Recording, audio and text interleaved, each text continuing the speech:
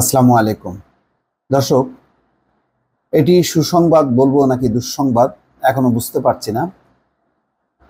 তবে এটি অনেকাংশে দুঃসংবাদ বলেই আপাতত মনে হচ্ছে। তবে কিভাবে এটি একটি নিয়ম বা আইন ইমপ্লিমেন্ট হয় তার উপর নির্ভর করবে। বিষয়টি হচ্ছে যে ইউরোপে বহু মানুষ যান ভিজিটর হিসেবে বা অন্য কোনো উপায়ে, বৈধ অবৈধ উপায়ে, পরে রাজনৈতিক আশ্রয় প্রার্থনা করে। সেখানে ইউরোপীয় ইউনিয়নভুক্ত অনেকগুলো দেশ আছে, এক এক দেশের এক এক রকম নীতি। কোনো দেশে কঠোর নীতি, কোনোভাবেই তারা অনুমোদন দেয় না, রাজনৈতিক আশ্রয় দেয় না। আবার কোনো দেশ রিল্যাক্স বা উদার, যেমন ইতালি, গ্রিস। এখন ইউরোপীয় ইউনিয়ন পার্লামেন্টে একটা অভিন্ন নীতি তারা পাশ করেছে। সেই নীতির আওতায় সদস্য রাষ্ট্রগুলো একই রকম পলিসি প্রয়োগ করবে।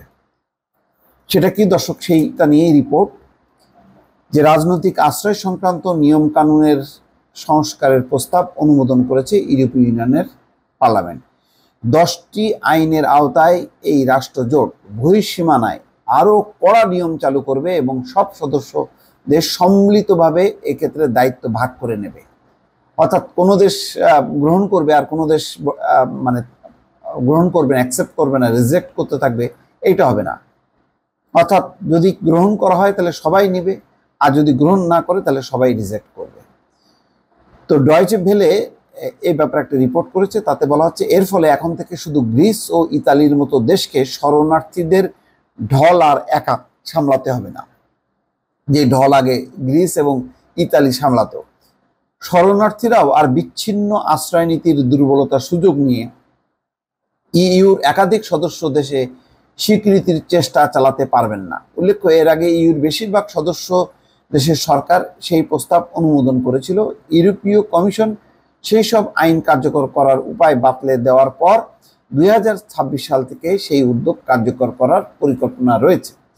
আশ্রয় সংক্রান্ত অভিন্ন নীতি কার্যকর হলে রাজনৈতিক আশ্রয়ের অনুরোধ বহিঃসীমানায় বাইরে যাচাই করা হবে। যাদের আবেদন মঞ্জুর হওয়ার সম্ভাবনা কম তাদের সেখান থেকেই যত দ্রুত সম্ভব কোনো নিরাপদ দেশে প্রত্যর্পণ করা হবে। সেই লক্ষ্যে নতুন সীমানা কেন্দ্র গড়ে তোলা হবে। যারা প্রবেশের সুযোগ পাবে ইউর বিভিন্ন দেশে তাদের বন্টন করা হবে। অর্থাৎ যদি গ্রহণ করা হয়, যদি 500 জন বা 100 জনকে গ্রহণ করা হয়, তাহলে সব দেশেই ভাগ ভাগ করে দেওয়া হবে। কোনো সদস্য দেশ আশ্রয় প্রার্থীদের নিতে রাজি না হলে অর্থ বা অন্য কোনো সম্পদ দিয়ে সেই দায়িত্ব পালন করতে হবে। অর্থাৎ আমি নিব না এটা বললে হবে না, তোমাকেও রেসপন্সিবিলিটি নিতে হবে, এবং যদি তুমি না নাও তাহলে তুমি অর্থ দাও বা সম্পদ দাও, অন্য যারা তাদেরকে আশ্রয় দেবে এই সাপোর্টটা করতে হবে। জার্মান চ্যান্সেলর ওলাফ শলৎ সামাজিক যোগাযোগ মাধ্যমে টুইটে এই বোঝাপড়াকে ইউরোপীয় রাষ্ট্রগুলোর মধ্যে সংহতির উদাহরণ হিসেবে তুলে ধরেন।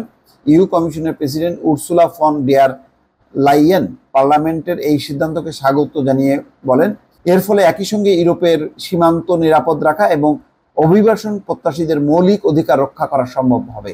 তার মতে, কোন পরিস্থিতিতে কোন বহিরাগত প্রবেশ করতে পারবে এবার থেকে ইউ দেশগুলোই এ বিষয়ে সিদ্ধান্ত নিতে পারবে। আদম ব্যবসায়ী ও মানব পাচারকারীদের দৌরাত্ম্য বন্ধ হবে।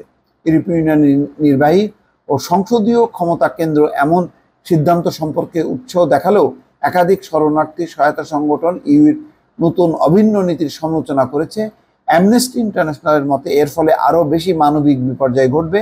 রেড ক্রস ইউর উদ্দেশ্যে শরণার্থী ও অভিবাসন প্রত্যাশীদের জন্য মানবিক পরিবেশ নিশ্চিত করার আবেদন জানিয়েছে।